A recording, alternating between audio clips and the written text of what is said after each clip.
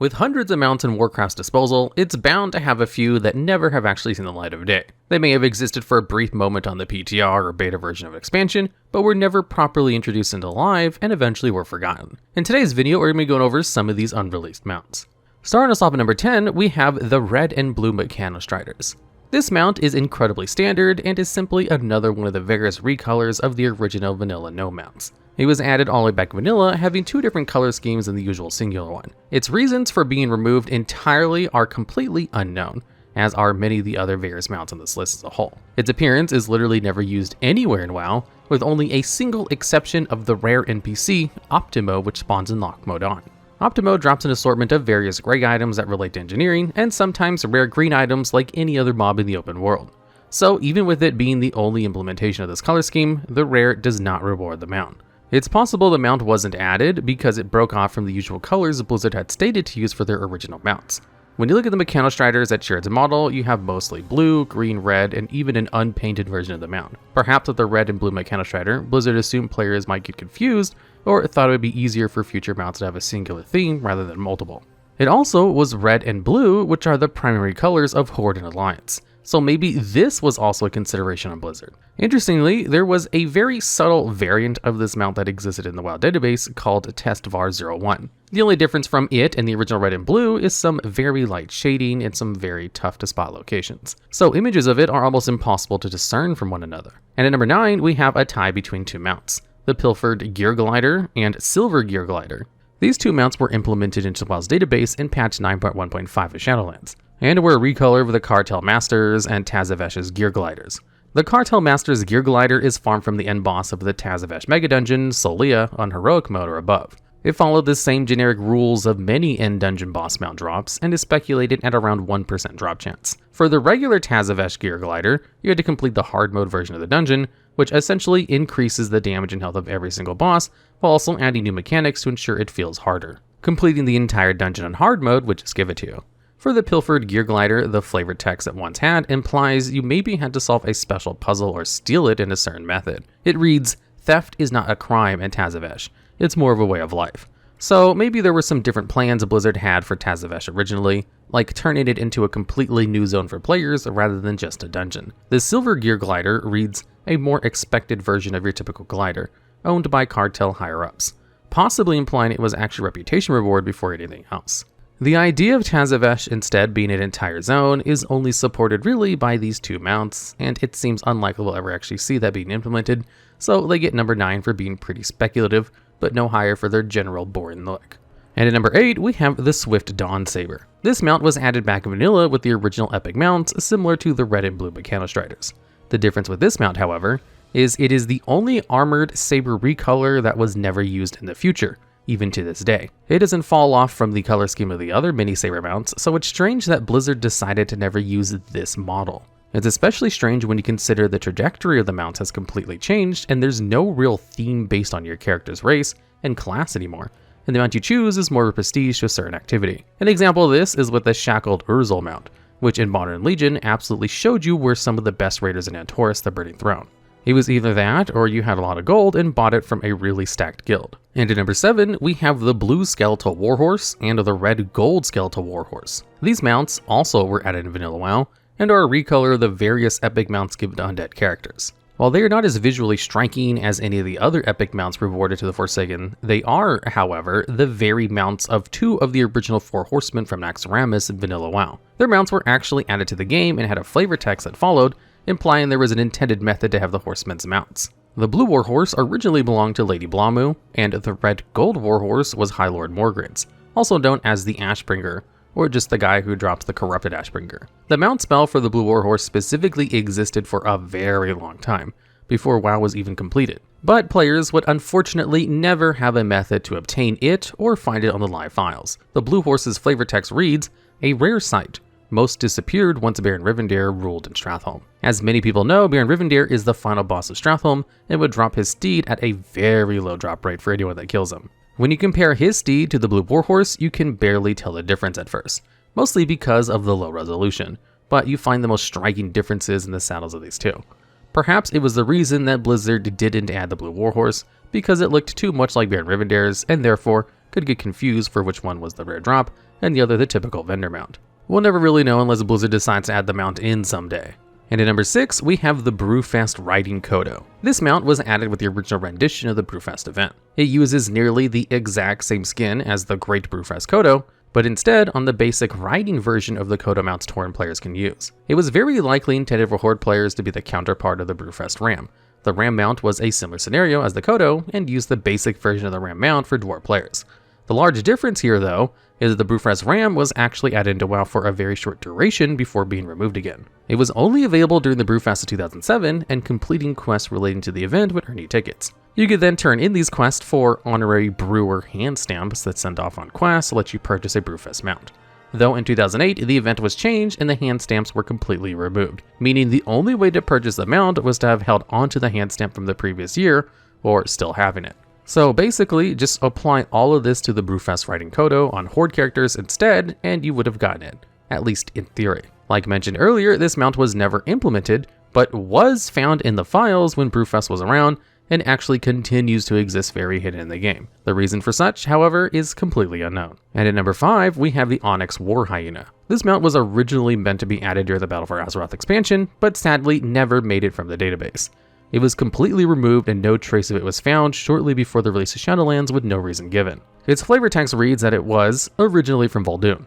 These dark furred hyenas have been bred for the front lines of war. Perhaps at one point it was some PvP type reward based on the idea that the mount was meant for war. Or maybe it's just some reputation reward for a certain faction. It would have been nice to see it added to BFA, especially because the model it shares with the other 2 hyena mounts is a much lighter color. The Alabaster Hyena is Horde only, and the Dune Scavenger was a rare world drop from Vol'dun mods. So having a larger variety of color themes to choose from definitely helped to give it some charm in the long run. Sadly, this mount is completely lost to time now, and it could make a pretty good time walking mount reward if Blizzard ever decides to turn BFA into a time walking expansion. And at number 4, we have the Deathbringer's Flayedwing.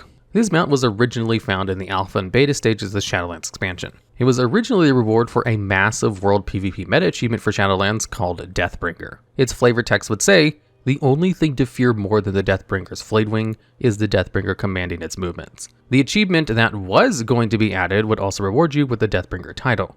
It essentially followed the same rules as the predecessors in Battle for Azeroth, the Conqueror of Azeroth achievement. This achievement was a massive culmination of achievements that required players to experiment and play with a brand new function called War Mode. War Mode essentially enables all world PvP activities and flags you as hostile to the enemy faction no matter where you are. Turning this function off, however, will allow you to quest and grind the open world without worry of random players sneaking up and ganking you. To incentivize War Mode play, Blizzard would increase the amount of resources you gain from the open world activities by a certain percentage based on the amount of players in your faction currently using War Mode. You'll almost always find a flat 10% bonus to your gold, experience, and other currency gains when doing world quests and other sorts of activities with War Mode, but if your faction had less players using it, this number may increase to 15 or even 20%. If the Deathbringer achievement was to follow in the steps of the Conqueror of Azeroth, essentially what players would need to do is complete the Tour of Duty achievements. These achievements require you to earn 1,000 honor in each of the respective zones of Shadowlands. In order to gain honor in these zones, your only resource was to kill other players, however. So basically, you'll just go around every zone like Maldraxxus and kill as many enemy players as you can to get the honor for the achievement. You then do this for every zone and move on to the next ones. When the original achievement was data mined as well, you needed to kill 50 players belonging to each individual covenant. So 50 Necrolords, Night Fae, Venthyr, and Kyrian. Finally, you had to complete each of Zosorg's world PvP quests 20 times each. These world quests were usually on the same timer as any other world quests and would rotate around the Shadowlands as the timer sees fit. You can complete them by simply killing the nearby NPCs in the area, or just killing enemy players, including those of your own faction. Even though all of the pieces were in place for this mount to eventually be added, Blizzard had suddenly decided to just not add the meta achievement altogether for basically no reason. So both the title and mount itself never actually fully made it into WoW, despite there being enough criteria for them being added in the first place. Compared to Conqueror's Scythemaw mount for the BFA's PvP meta, this mount actually could fly, giving it a bit more value than the last. It could be speculated the meta achievement was already being made by the time BFA was nearing its end, but Blizzard had then decided to go against it because they potentially thought of War Mode as a failed system. Or at least in their eyes, War Mode wasn't used in the method they had intended it to be used. So despite all the incentives to do it, players never actually interacted with it a lot outside of the bonuses to the rewards. So it's not entirely impossible that Blizzard also heard that with these things in mind, getting the Scythemaw mount was an absolute pain, even when it was current content. Having to find such specific and niche things in the open world to earn credit for your achievement feels pretty redundant. especially when it relies heavily on other players and the RNG behind them. It helps promote this sort of degenerate style gameplay where you just ask your friends to play the certain portion you're missing for the achievement and kill them over and over again for credit. So instead of having this happen again, Blizzard just removed it before it went live and left it behind instead. And at number 3, we have the Nether Drake. This Drake in particular was added when all the other various Nether Drakes were in the Burning Crusade. Each of them could be earned by doing an assortment of daily and weekly quests for the Netherwing faction in the Shadowmoon Valley. Once you hit Exalted with the faction, you're allowed to pick one of the 6 Drakes absolutely free to use as your mount. You may also buy the other 5 that you're missing for 200 gold each. So you have the Azure, Cobalt, Onyx, Purple, Viridian, and Violet Nether Drakes for the base game. But this mount in the files is simply called Nether Drake, and it's described as a default version of the dragons before any sort of color scheme is given to them. Its flavor text says, the moods of these tempestuous mounts are known to shift as unpredictably and as violently as their physical forms. This text is actually completely different from the original 6, as they all share the exact same flavor text and this base one is different. Looks-wise, you almost can't even tell the difference with it from the others, but it has one important difference. Its stomach is much darker and has luminescent markings, while the others have much lighter stomachs. There is almost no indication this mount will ever be added into the game, and to this day, we're unsure why it was ever planned to be added in the first place.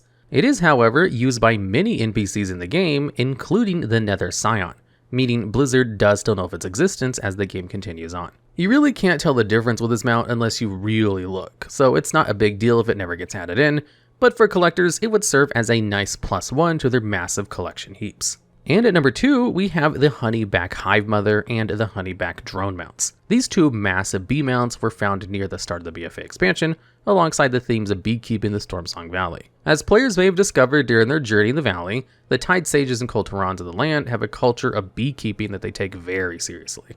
It reaches the point that the bees they've raised grow to absolute huge sizes, and can even be used as mounts. Unfortunately, only one of these bee mounts would ever be fully obtainable by players, and it was a faction-specific one as well. You had to be an Alliance character to both learn and use the mount in the first place, via the Honeyback Harvester. To obtain the original version of this mount, you had to complete a series of quests within the Stormsong Valley.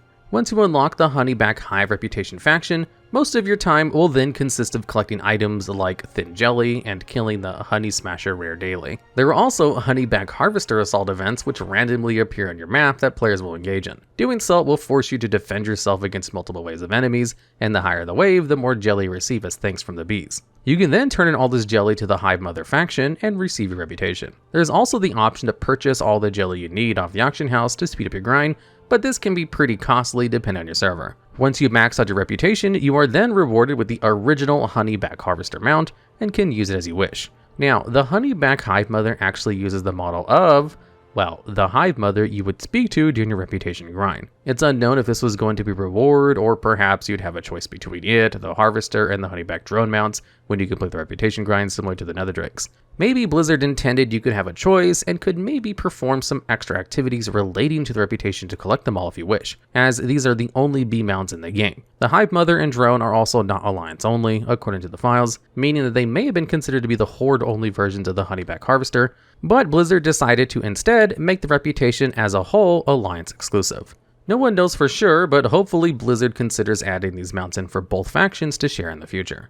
And completing this list at number 1 is the Stormcrow mount. This mount has existed in the WoW database since patch 5.4, the Siege of Orgrimmar patch in Mist of Pandaria. Regardless of this, we still have no idea when or if this mount will ever become available to players. It was speculated before that it would be linked to the Isle of Thunder in some form, potentially being a rare drop from Lei Shen or a rare drop of the Isle. It also was thought to be a potential promotion mount later on, as Blizzard had eventually released their new MOBA game Heroes of the Storm to the public, and it being a Stormcrow seemed really fitting. Regardless of this though, we've never seen it iterated upon. We did see the Solar Spirehawk mount in World of Draenor, which was a very rare drop from Rookmar World Boss in Spires of Iraq, but this was a much more fiery color scheme than the Storm and Thunder-like one. And Legion had the Violet Spellwing also. This one is just a more arcane magic infused version of the bird as a reward for defeating Argus the Unmaker on heroic difficulty or above before the release of the next expansion. Maybe in the future we can see the crow make its debut in the trading post, another ahead of the curve achievement reward, or something of that nature. It'd be a shame to let such a cool mount go to waste, and it's actually the main reason it's number 1 on our list. It just looks super cool, and it's really strange of Blizzard to not utilize it fully, despite literally already having it ready to be a mount in their database, especially since it's existed since Mist of Pandaria over an entire decade later. Alright, and that completes the list. Are there any mounts you think we may have missed, or do you have any ideas for future videos just like this one? If so, let us know in the comments.